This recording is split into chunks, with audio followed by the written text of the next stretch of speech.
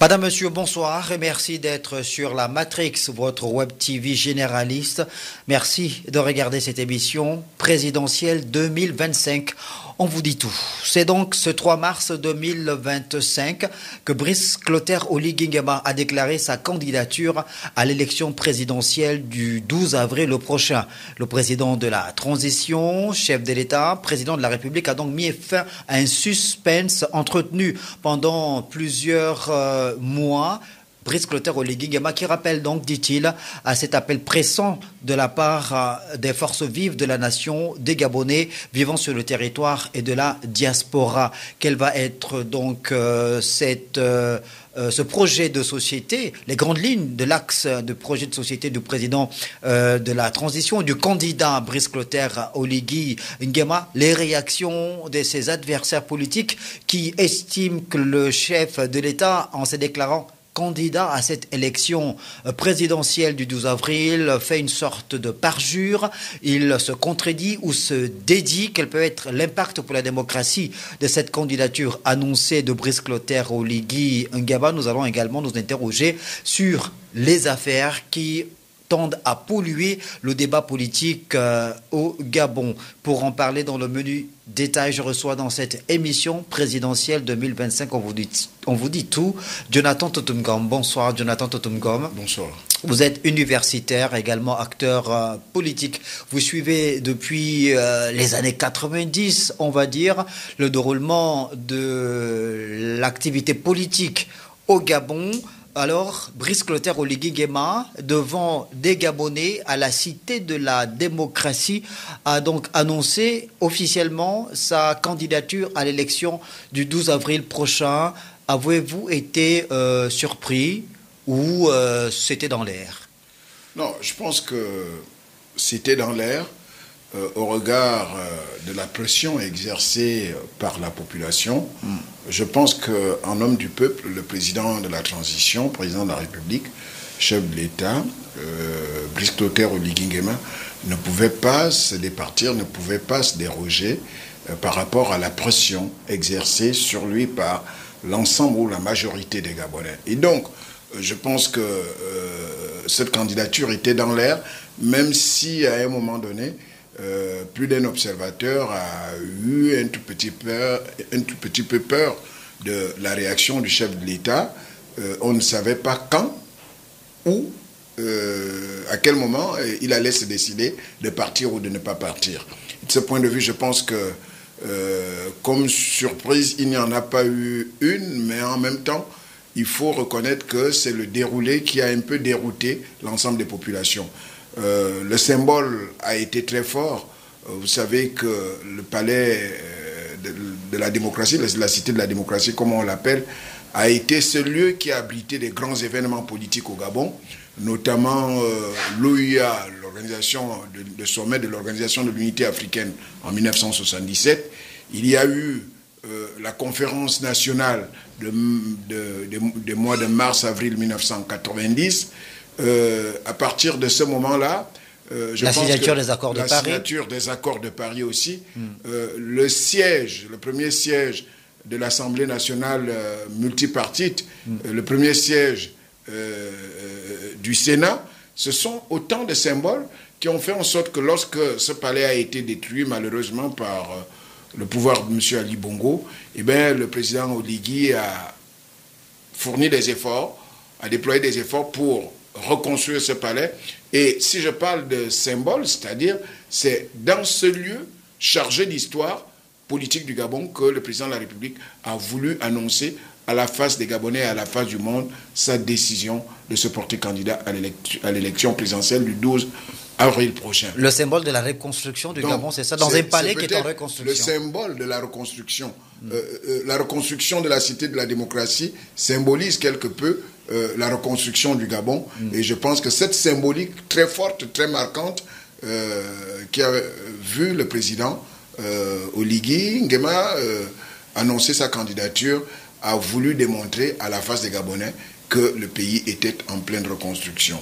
Ce n'est qu'à ce niveau qu'il y a eu un tout petit peu la surprise. Mais au demeurant, il faut reconnaître que la pression exercée par les Gabonais sur le président Oligui ne lui a pas laissé beaucoup de choix que celui de se présenter, celui de se porter candidat à l'élection présidentielle. En parlant justement de pression exercée par les populations sur Brice Clotaire Oligui Nguema, on a pu voir cette forte mobilisation ce 3 mars à la Cité de la Démocratie, des Gabonais venus des 4 coins du Grand Libreville sous une pluie battante, et le chef de l'État d'ailleurs lui-même qui fait cette déclaration de candidature sans prendre d'autres formes de précaution, de protection par rapport à la pluie. A préféré se mouiller autant que l'ensemble des Gabonais qui étaient venus l'assister. Selon vous, est-ce que c'est surjoué de sa part, ou c'est cette volonté justement d'être finalement d'être au même niveau que l'ensemble des Gabonais? Moi, je pense qu'il n'a pas surjoué, ce n'est pas surjoué de sa part.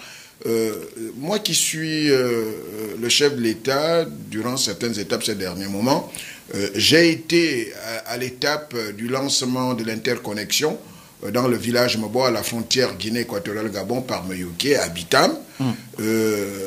J'étais aussi à Minzik lorsque le chef de l'État est arrivé, parce que la dernière tournée dans la province du Wellington a commencé par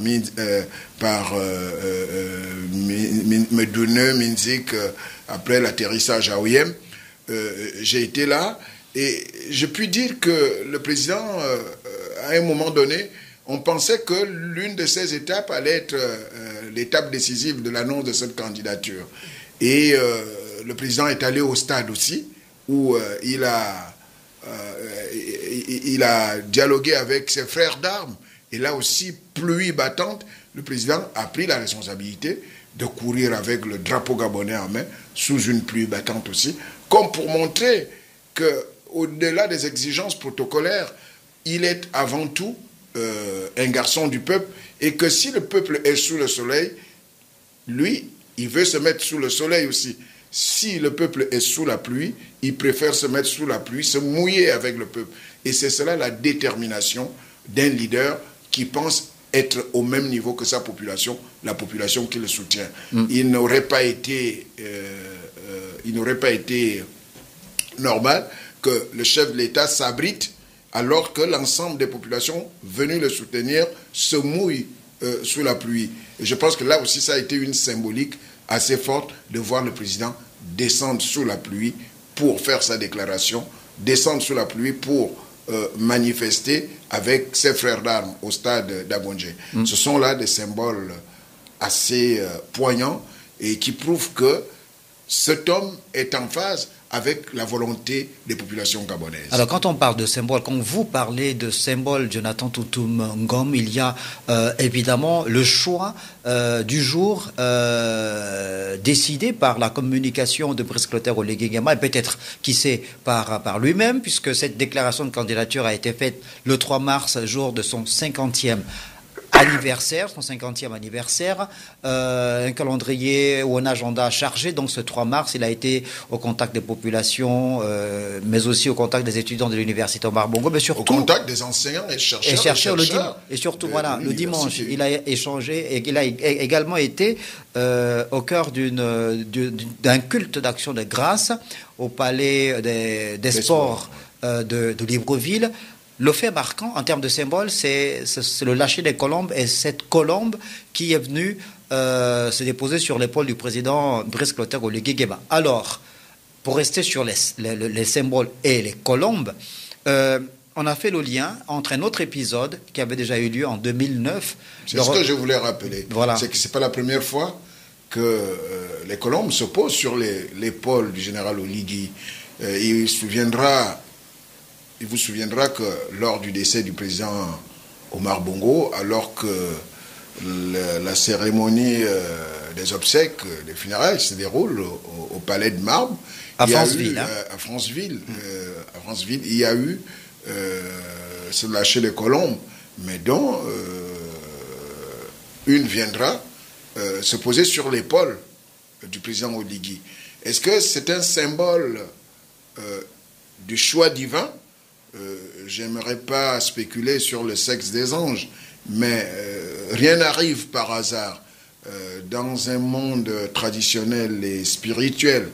Et c'est la deuxième fois, lors de la prière écuménique au Palais des Sports de Libreville, où Il y a eu d'autres colombes qui ont été lâchées et dont l'une est venue se poser à l'épaule du président Oligui. Ça se répète 2 fois. Le hasard ne se répète pas 2 fois. Et vous savez, moi je parle des symboles, ce n'est pas moi qui en parle. Le général de Gaulle disait qu'un État se gouverne avec des symboles. Et ces symboles sont quand même très très marquants, au point que nous nous posons la question, est-ce que effectivement Oligui n'est pas un choix divin? Je pense que c'est le président Obiangema qui nous l'a dit lorsque nous étions à l'événement de l'interconnexion, qui s'adressait à ses frères gabonais pour dire il faut faire attention parce qu'il y a des signes qui ne trompent pas, il y a des signes de Dieu lorsqu'il y a des signes divins, et lorsqu'il y a un signe divin, ce n'est pas à vous, simple humain, qui allez contester le choix de Dieu. Je ne dis pas que c'est cela, mais il y a quand même des symboles marquants qui prouvent qu'il y a un peu d'irrationnel dans tout ce qui est en train de se passer au Gabon. Alors, il y a ces symboles, il y a la République, l'État aussi qui est là avec ses lois, sa constitution, ses institutions, évidemment. Il y a que la réelle politique. Après cette annonce officielle de la candidature de Brice Clotaire Oligui Nguema par lui-même hier à la Cité de la Démocratie, donc ce 3 mars, que la presse, évidemment, a surfé sur cette forte actualité pour rappeler que le chef de l'État avait peut-être fait un parjure en revenant à cette prestation de serment du 4 septembre 2023 lorsqu'il avait dit qu'il devait, ou le CTRI devait rendre le pouvoir aux civils au terme de la transition. Alors, y a-t-il parjure ou pas? Bon, moi, je ne sais pas. Il faut que nous ayons une définition de ce que c'est qu'un parjure. Je pense que nous devons là-dessus interroger les juristes, les constitutionnalistes, pour que nous ayons une définition scientifique de la notion ou du concept de parjure. Je n'aimerais pas m'avancer là-dessus pour ne pas faire dans l'imposture. Mais ce qu'il faut dire, c'est que on nous rappelle les éléments de parjure. Je m'étais déjà exprimé là-dessus, sur la phrase annoncée par le président de la transition lors de sa prestation de serment. Nous sommes le 4 septembre 2023, qui disait qu'il allait laisser le pouvoir aux civils. Et moi, j'avais donné tout à fait une explication qui m'est propre, qui peut être contestée, mais je réaffirme que décider de laisser le pouvoir aux civils ne signifie pas, ou bien peut ne pas signifier que forcément les militaires se retirent et que ce soit un civil qui se porte candidat et qui gagne l'élection. Laisser la possibilité, laisser le pouvoir aux civils peut aussi signifier qu'on laisse la possibilité aux civils, donc au peuple, de se choisir un nouveau chef d'État. Parce que c'est un pouvoir qu'on laisse. Lorsqu'il y a un coup d'État militaire, on arrache le pouvoir au peuple de choisir ses dirigeants. Ce sont les militaires qui s'imposent lorsqu'il y a coup d'État. Mais maintenant, pour un retour à l'ordre constitutionnel, on reprend ce pouvoir qu'on délègue ou bien qu'on laisse au peuple souverain pour se choisir un nouveau chef. Ça peut être une interprétation. L'autre interprétation est celle qui est généralisée au sein de l'opinion, qui voudrait faire croire que les militaires laisserait le pouvoir pour que ce soit un civil qui occupe le fauteuil présidentiel. Donc, comme on dit vulgairement ou trivialement, le français étant élastique, chacun y peut aller avec des explications qui sied à sa pensée. Mais est-ce que les nouvelles dispositions de la Constitution de la République, ou du Code électoral, pardon, les nouvelles dispositions du Code électoral qui permettent désormais à certains corps de métier, comme les comptables, comme les magistrats, comme les éléments de force de défense et de sécurité, d'être mis à disposition pour concourir ou pour briguer le suffrage des Gabonais pour la présidentielle n'est pas assez claire à ce niveau finalement. Mais à partir de ce moment-là, la situation se clarifie et j'ai envie de dire qu'il n'y a plus parjure parce que à partir du moment où la Constitution et puis le Code électoral, qui est une loi adossée à cette Constitution, permet aux magistrats, aux militaires, aux comptables publics de briguer, de se soumettre au verdict des suffrages des Gabonais, quel que soit le scrutin. Mais à partir de là, c'est clair qu'il n'y a plus du tout parjure. Bon, maintenant on va m'évoquer peut-être la non-rétroactivité de la loi. Non, ben, à cette période-là, je ne pense pas qu'on ait une loi, parce que toutes les lois, la Constitution est abrogée, la Constitution est mise entre parenthèses lorsqu'il y a un coup d'État. Donc, sur quelle base on va parler de parjure? Sur quelle base? Sur la base d'une phrase annoncée, mais qui ne viole aucun texte, puisque la loi, la Constitution n'existe plus à partir du moment où il y a coup d'État. Donc il y a ce fait, il y a un deuxième fait qui est souligné par certains médias et même par les adversaires politiques de Brice Clotaire Oligui Nguema. C'est un fait, c'est une disposition de la Charte africaine pour la démocratie dans son article 25 alinéa 4 qui dispose donc que les auteurs de changements anticonstitutionnels de gouvernement ne doivent ni participer aux élections organisées pour la restitution de l'ordre démocratique, ni occuper des postes de responsabilité dans les institutions politiques de leur pays. Alors, sur cette disposition, j'aimerais qu'on s'interroge sur la nature de l'Union africaine. L'Union africaine est-elle une institution supra-étatique dont les décisions s'imposent absolument aux États, ou bien c'est une institution interétatique? L'Union africaine, c'est d'abord une institution interétatique. Elle n'est pas supra-étatique. Les directives ou les décisions de l'Union africaine ne s'imposent pas aux États telles que le sont d'autres décisions d'institutions analogues. Même si ces États ont ratifié ces différentes conventions, ces différentes chartes. Mais une loi sans pénalité ou une loi sans sanction est faible. Quelle est la sanction prévue par l'Union africaine au cas où un État violerait certaines de ses décisions? En dehors, par exemple, des sanctions d'ordre protocolaire ou des sanctions d'ordre participatif à certains sommets. Quelle est la sanction réelle qui permet donc qu'on mette un État en prison? Il n'y en a pas, c'est ça la faiblesse du droit international. On ne peut pas mettre un État en prison. Donc, de ce point de vue, et en plus, il faut se poser la question, si le Gabon est signataire de tous ces textes-là. Donc, moi, j'aimerais m'interroger.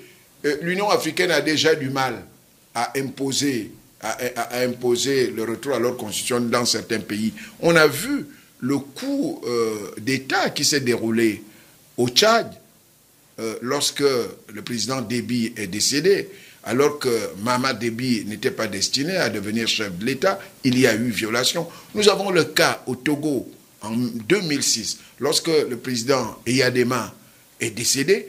On a dû refaire le bureau de l'Assemblée nationale en plein week-end, parce que le président de l'Assemblée nationale qui devait succéder très honnêtement au président Eyadema avait été envoyé en mission express dans un pays voisin, et qu'on a dû refaire le bureau de l'Assemblée nationale pour que Faure Gnassingbé devienne président de l'Assemblée avec des prérogatives de pouvoir remplacer le chef de l'État en cas de vacances définitives du pouvoir. Donc l'Union africaine n'avait rien fait. Donc je dis, il y a plusieurs exemples comme ça qui prouvent la faiblesse de l'Union africaine, qui n'est pas une institution supra-étatique, qui prouve donc la faiblesse de l'Union africaine à ce niveau. Donc je ne pense pas que cette fois-ci, parce qu'il s'agit du Gabon, qu'il va falloir s'arc-bouter sur cette disposition. Mais il y a un autre élément à souligner. Lorsqu'il y a eu le coup d'État au Gabon, avant même qu'il ne soit baptisé coup de libération, le coup d'État au Gabon a été approuvé par l'ensemble des populations. Et jusqu'à aujourd'hui, les Gabonais sont en phase avec des militaires. Et donc, il n'y a qu'à voir les appels à candidature sans manipulation aucune. Moi, j'ai quand même, vous l'avez rappelé, que j'observe quand même la vie politique gabonaise depuis les années 90 au moins, et que j'ai vu à chaque élection présidentielle ce qui se faisait. Mais ce qui s'est passé avant l'annonce de la candidature par Brice Oligui Nguema, avant l'annonce de sa candidature, c'est quand même des populations regroupées dans tous les recoins, et recoins de la République qui ont voulu de la candidature d'Oligui Nguema. Et je vous l'ai dit tout à l'heure qu'il n'avait pas beaucoup de choix. Il était mis à l'étroit face à la volonté populaire. Et Dieu seul sait, ou bien les juristes savent que c'est le peuple qui est souverain dans un État. Il y a 4 éléments fondamentaux dans l'État. Il y a le territoire. le territoire dans lequel vit une population, et cette population étant gouvernée par les lois, et il y a la reconnaissance de la souveraineté internationale. Et donc, de ce point de vue, le peuple est un élément fondamental dans un État. Et il y a le principe d'autodétermination fixé par les Nations Unies, c'est-à-dire chaque peuple a le droit de vivre sous le régime de son choix. Or, les Gabonais, dans leur majorité, ont fait le choix de vivre sous un régime militaire après avoir subi les affres du régime PDG depuis 1968 et puis depuis 2009. C'est ce peuple-là qui a adoubé, qui a approuvé le coup d'État intervenu le 30 août 2023. Et donc, de ce point de vue, c'est ce même peuple qui a appelé dans sa majorité le président Oligui Nguema à se porter candidat à l'élection présidentielle. Donc, tout autre traité, tout autre texte, toute autre disposition sur le plan du droit interne ou au niveau externe tombe sous le coup de la désuétude face à l'argumentaire, face à la volonté populaire au Gabon. Et donc, à partir de ce moment-là, il n'y a pas de spéculation à faire. C'est le peuple gabonais qui veut de la candidature, qui a voulu de la candidature d'Oligui. Et on ne peut pas brandir, on ne peut pas contester cette volonté du peuple par une disposition d'une institution fut-elle continentale. Toujours est-il que les adversaires de Brice Clotaire Oligui Nguema, c'est ceux qui estiment qu'il y a une forme d'usurpation de la part de l'actuel président de la transition. Usurpation à quel niveau? Usurpation par rapport à sa volonté manifeste d'être candidat à l'élection présidentielle, parce que pour eux, il est disqualifié. J'ai envie de revenir sur un épisode. On est sur le plan politique, évidemment, cette sortie de 3 leaders de la scène politique nationale, trois personnalités de la scène politique nationale, l'ancien vice-président Pierre-Claver Manganga Moussavou, de l'ancien Premier ministre Alain-Claude Bili Binze et de l'ancien ministre et ancien secrétaire général du gouvernement Ali Akbar Onanga Yobege, qui se sont exprimés il y a quelques jours à Libreville. Mais il y a un propos, celui de Pierre-Claver Manganga Moussavou, qui est viral en ce moment au Gabon, dans lequel il n'est pas allé avec le dos de la cuillère pour tenir des propos peu amènes à l'endroit de Brice Clotaire Oligui Nguema, le qualifiant devant les journalistes et leurs partisans de général d'opérette, confondant le et le lui. Alors, est-ce que vous pensez qu'on est encore dans le débat politique à ce niveau? Je pense que, sans manquer de respect au vice-président Manganga Moussavou, que je connais d'ailleurs très bien pour des raisons qui me sont propres, mais le peuple gabonais est quand même habitué aux éléments de langage de M. Pierre-Claver Manganga Moussavou. Traiter le général Oligui Nguema de général d'opérette, c'est quand même osé. Ça ne fait pas partie des éléments de politesse dans une république. Et en même temps, penser que le président Oligui commettrait quelques fautes de syntaxe lorsqu'il s'exprime. Les Gabonais n'ont pas besoin d'un académicien à la tête de l'État. Les Gabonais, l'élection présidentielle n'est pas un concours de rhétorique. Nous n'avons pas forcément besoin de quelqu'un qui s'exprime convenablement ou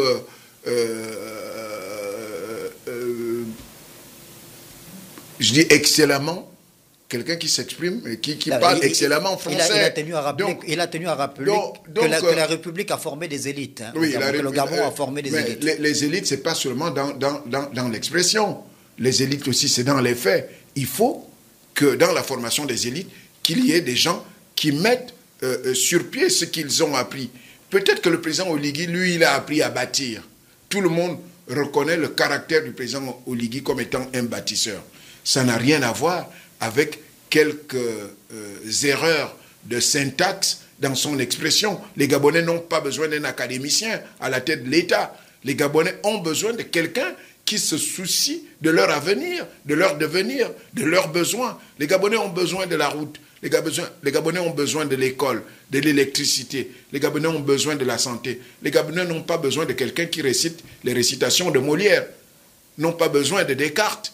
N'ont pas besoin, si quelqu'un pense que c'est ce qui fait la compétence d'un chef de l'État, mais qu'il s'adresse à l'Académie française pour nous imposer quelqu'un qui viendrait faire des discours à longueur de journée. Ce n'est pas ce qui intéresse les Gabonais. Et puis, le français n'est pas notre langue. Ça, il faut qu'on se le dise, pas parce que ça fait partie des éléments de la colonisation, on ne va pas juger un chef d'État par sa façon de s'exprimer, si tant est qu'il arrive à satisfaire les besoins de son peuple. Ce dont le peuple a besoin, c'est la satisfaction de ses besoins primaires. Est-ce que justement cet épisode-là, cette séquence du climat politique qui prévaut actuellement au Gabon est une séquence qui est une forme de remix, plus ou moins, de reconduction d'un schéma qu'on a déjà vu. Oui, rappelez-vous de 2016. À chaque fois qu'on s'approche d'une élection présidentielle, on s'écarte véritablement de la véritable ligne de mire que doit constituer une élection présidentielle. On nous ramène des sujets qui n'ont rien à voir. J'ai envie de dire, on est parfois hors sujet à l'approche de chaque élection présidentielle. Parce que ce qui est important pour les Gabonais au cours d'une élection présidentielle, c'est qu'on s'interroge sur les projets de société et les programmes de gouvernement de chaque candidat, et non dans leur façon de s'exprimer, dans leur façon de s'habiller ou dans des affaires qui n'ont rien à voir avec les affaires de la République. Et donc, moi je pense, nous l'avons eu en 2016, où on nous a sorti des affaires qui n'avaient rien à voir avec ce que les Gabonais attendent d'un chef d'État. Ce que les Gabonais attendent d'un chef d'État, pour ne pas le répéter, c'est la route, c'est la santé, c'est la sécurité et l'autosuffisance alimentaire, c'est l'électricité, c'est le bien-être globalement. Et donc, de ce point de vue, je pense que qu'on nous sorte des affaires qui n'ont rien à voir, tel a 2 femmes, tel a 40 femmes, tel ne sait pas s'exprimer en français, non, ce n'est pas ce qui est important ici. Et, évidemment, au commencement était la parole, et la parole était point. Mais ce qui est important, c'est que le Gabonais perçoive le message. Et que le Gabonais, au-delà de ces messages, voit la concrétisation du message. Alors, autre fait souligné, c'est que durant cette transition qui a débuté, on va dire officiellement, c'est vrai, depuis le coup de libération du 30 août, mais avec la prestation de serment de Brice Clotaire Oligui Nguema le 4 septembre 2023, donc depuis plus d'une année, c'est que régulièrement, le conseiller spécial du président de la République, chef du département communication de la présidence, Télésphore Bamgomo, est régulièrement pris à partie par les adversaires de Brice Clotaire Oligui Nguema. Il y a encore quelques jours, il a été la cible de certains acteurs politiques et surtout de la société civile activiste, le rendant coupable et responsable d'une vidéo qui a fuité dans laquelle on voit un activiste gabonais de la diaspora recevoir de l'argent dans un contexte qu'on ne maîtrise pas trop. Est-ce que vous comprenez le fait que le porte-parole de la présidence de la République, le directeur de la communication présidentielle, fasse à chaque fois, ou soit à chaque fois, la cible des adversaires de Brice Clotaire Oligui Nguema? Mais je ne sais pas pourquoi on veut transformer mon petit frère Télésphore Bamgomo, on veut le transformer en mouton noir. Il joue son rôle, il est responsable de la communication présidentielle en tant que conseiller spécial, chef de département communication du président de la République. Et donc, je ne vois pas pourquoi il doit être la cible de la plupart de certains compatriotes qui estiment que Brice Clotaire Oligui Nguema est leur adversaire politique.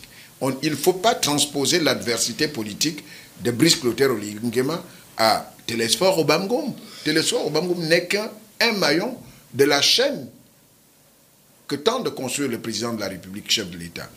Et donc, le fait qu'on ait eu une vidéo qui soit devenue virale, comme vous le dites, rien ne prouve que cette fuite a été orchestrée par M. Télésphore Bamgomo. D'ailleurs, l'activiste en question lui-même est revenu par un autre live ou une autre vidéo, je ne sais pas comment vous l'appelez, pour s'excuser auprès de M. Télésphore Bamgomo en disant qu'il n'était pour rien dans la fuite de cette vidéo. Il a plutôt indiqué une autre personnalité de l'État. Donc, de ce point de vue, je pense que les activistes, certains activistes ou certains acteurs politiques feraient mieux de mieux identifier leur cible. Est-ce que Télésphore Bamgomo ne fait pas les frais de la pertinence de sa plume? On se rappelle que sous l'Ancien Régime, il a était voilà, le débat des Misséléba, donc l'un des pourfendeurs des limites et des dérives de la gouvernance de l'ancien régime. Est-ce qu'aujourd'hui, ce régime qui est tombé ne lui rend pas l'appareil en essayant de déstabiliser le... Je ne peux pas me prononcer là-dessus. Je ne peux pas accuser peut-être l'ancien régime d'être l'auteur des critiques formulées à l'encontre de mon petit frère Télésphore Obamgo, mais en même temps, il faut reconnaître qu'on ne jette des projectiles qu'à un arbre qui porte des bons fruits. Il faut reconnaître que Télésphore Obamgo n'est pas n'importe qui. On peut tout dire, mais c'est quelqu'un qui est calé dans sa discipline de la communication, qui est diplômé et qui est compétent là-dessus. Et donc, de ce point de vue, je pense qu'il n'y a pas de critique à formuler à son encontre. D'ailleurs, je pense que, vous savez, il y a des exigences protocolaires. Jamais un chef d'État peut recevoir quelqu'un sans pour autant se montrer quand même généreux vis-à-vis de la personne. Je ne vois pas en quoi le fait qu'on tente une modique somme de 5 000 € à notre compatriote pour prendre le taxi, je ne vois pas en quoi ça poserait un problème. Est-ce qu'on sait ce que ces activistes, ceux qui critiquent aujourd'hui, peuvent percevoir la nuit lorsqu'ils se rendent au palais, que ce soit depuis l'ancien régime jusqu'à aujourd'hui? Nul ne le sait. Donc, je ne vois pas en quoi, lorsque par exemple un compatriote est en détresse et qu'il a la chance de rencontrer soit une délégation du président de la République ou le président de la République lui-même, qu'on vienne en aide. Même, je pense, même les étudiants qui sont en France, lorsque le président rencontre la communauté estudiantine ou bien la diaspora, que ce soit en France, en Tunisie, au Maroc ou dans n'importe quel pays, le président est considéré comme un père. Et lorsque le père vient vous voir alors que vous êtes loin du pays, l'un des actes que peut poser le chef de l'État, c'est quand même laisser quelque chose à ses enfants qui sont loin de la patrie pour régler un certain nombre de problèmes. En quoi ça peut poser des difficultés? Mais moi, je ne pense pas. Et je ne vois même pas pourquoi cette vidéo-là a tant intéressé les gens. Parce qu'on aura remis un peu d'argent à un compatriote. De la nécessité de revenir, de recentrer le débat sur les préoccupations des Gabonais qui ne souhaitent que l'amélioration de leurs conditions de vie au quotidien. Jonathan Toutoumgom, ce sera la dernière partie de l'émission, encore quelques minutes, sur ce volet consacré à cette élection présidentielle du 12 avril prochain. Maintenant que Brice Clotaire Oligui Nguema est candidat, on n'a pas encore son projet de société, mais selon vous, quelles peuvent être les grandes lignes, les points saillants de ce projet de société? Rappelons que lors de sa déclaration de candidature, il a fait le bilan de l'ancien régime. Il a également tenu à faire un point sur les réalisations menées depuis le 30 août 2023 par l'OCTRI. Oui, mais je pense que, sans spéculer sur le sexe des anges, le CTRI, en arrivant au pouvoir par coup d'État, qu'on a baptisé par la suite coup de libération, il y a eu quand même l'annonce de la restauration des institutions, restauration de la dignité des Gabonais.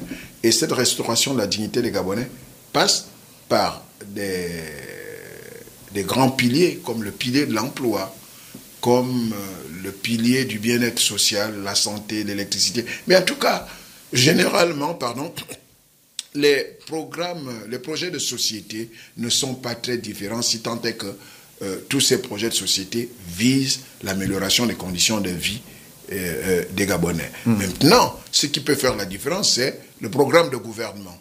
Tout le monde peut annoncer vouloir construire les ponts, les routes, mais ce qui fait la différence, c'est dans la mise en application de cette volonté-là. Et dans la mise en application de cette volonté, les Gabonais ont vu qu'à chaque fois, on parlait de la construction des routes, du goudron, du gravier, mais le président Oligui a amené une nouvelle façon de faire des routes, c'est le bétonnage, qui a la possibilité de mettre du temps. Donc voilà ce qui peut changer. C'est-à-dire, rien que cet élément-là, les Gabonais n'avaient jamais su qu'on pouvait mettre du béton sur les routes. C'est une innovation sur les voies secondaires. Sur les voies secondaires. C'est une innovation. Et donc, je pense que c'est ce qui fait la différence, et c'est ce qui fera la différence entre, d'un côté, un projet de société, parce que tout le monde peut avoir des projets. Moi, ça m'étonne souvent quand certains acteurs politiques disent « tel n'a pas de projet ». Mais chacun a des projets dans la vie. Tout le monde a des projets. Chacun voudrait avoir des meilleures conditions de vie et d'existence. Mais ce qui fait la différence, c'est ce qu'on met pour concrétiser ce projet-là en acte. Et c'est là où il y a la différence et c'est là où il y aura la différence. Maintenant, ne soyons pas pressés. La candidature du président Oligui a été annoncée hier. Je pense que dans les heures ou dans les jours qui suivent, il mettra très rapidement à la disposition des Gabonais un projet de société et un programme de gouvernement. Et puis, il dévoilera sûrement son équipe de campagne au niveau national et peut-être au niveau départemental, au niveau provincial. En parlant d'équipe de campagne, Jonathan Totumgom, vous ouvrez une brèche là. Alors, par le passé, on avait une configuration du landerneau politique assez claire, des partis politiques, les indépendants. Il y avait les partis politiques réunis au sein de la majorité, les partis réunis au sein du camp de l'opposition, il y avait les indépendants. Alors là, on est dans une configuration où les acteurs politiques, depuis le début de la transition, sont quelque peu en retrait. Une émergence affirmée de la société civile, des associations. Comment voyez-vous l'attelage, justement, qui va se constituer autour de Brice Clotaire Oligui Nguema? C'est vrai que tout est encore un peu flou, rien n'est clair jusque-là entre, d'un côté, les partis politiques, les mouvements associatifs, pour déterminer leur positionnement vis-à-vis du président Oligui.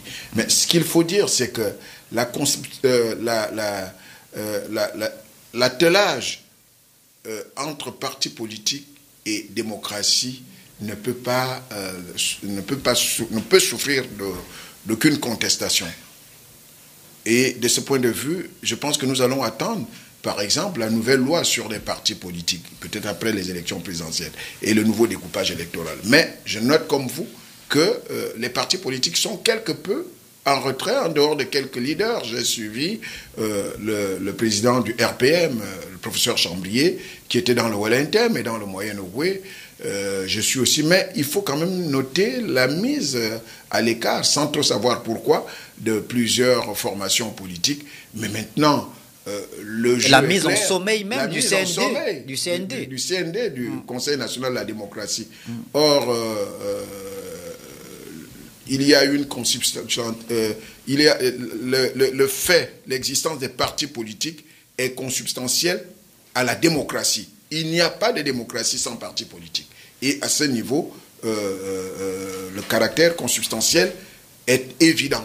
Et je pense que très rapidement, il faudrait que les partis politiques se ressaisissent. Maintenant, peut-être, c'est la peur de la part de ces partis qui va ne pas soutenir le président Oligui et qui va prendre le courage d'aller dans l'opposition. Donc, c'est peut-être cette petite hantise qu'il y a au niveau des partis politiques. Mais je pense que le jeu politique sera clair. Et il n'y a pas une démocratie qui soit animée par des mouvements associatifs. La démocratie est d'abord animée par des partis politiques. Et je pense que dès la mise en place, peut-être après l'élection présidentielle, dès la mise en place de la nouvelle loi portant orientation, organisation des partis politiques au Gabon, eh bien le jeu politique redeviendra clair parce qu'il n'y a pas de démocratie sans parti politique. Le caractère consubstantiel est clair là-dessus. Quelle peut être votre conclusion, votre mot de fin à cette émission de Jonathan Totumgom? Le mot de fin, pour ma part, c'est que nous allons vivre des moments importants avec l'ouverture de la pré-campagne et l'ouverture de la campagne. Il est important que les acteurs politiques que nous sommes, il est important que les intellectuels, les universitaires, le peuple, que chacun regarde vers une même direction, dans le sens de ne s'occuper que des projets de société, des programmes de gouvernement, et laisser de côté le débat de personnes.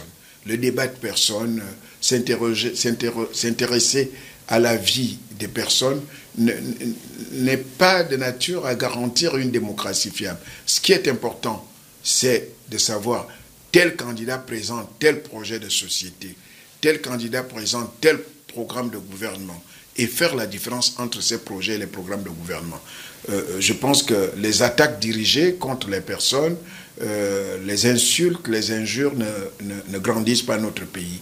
Il faudrait que nous fassions attention et se dire, nous sommes dans le processus de construction étatique, le processus de construction démocratique. Il faudrait que nous nous attaquions aux idées et non aux personnes. La démocratie est un combat d'idées, ce n'est pas un combat de personnes. Je peux vous aimer en tant que personne, mais si vos idées ne m'intéresse pas ou n'intéresse pas la République, eh bien, je vous le dirai, cher Znéla, petit frère, ben, ce que vous dites n'est pas valable pour l'avenir du Gabon. Ça ne veut pas dire que je ne vous aime pas en tant que personne, mais je mets en doute l'idée que vous émettez. Donc, de ce point de vue, je pense que la période que nous allons vivre est une période très importante qui verra les Gabonais faire le choix d'un nouveau président de la République. Et dans ce sens, je pense que ce qui est important, c'est de regarder ce que les uns et les autres ont fait dans ce pays, de regarder ce que les uns et les autres ont commencé à faire et faire la différence en fonction des projets qu'ils nous présenteront et non en fonction de leur personne propre. Merci Jonathan Toutoumgam, merci beaucoup d'être passé sur le plateau de cette émission présidentielle 2025. On vous dit tout, merci de nous avoir regardés et on se retrouve pour un autre numéro de cette émission sur votre web TV généraliste, La Matrix.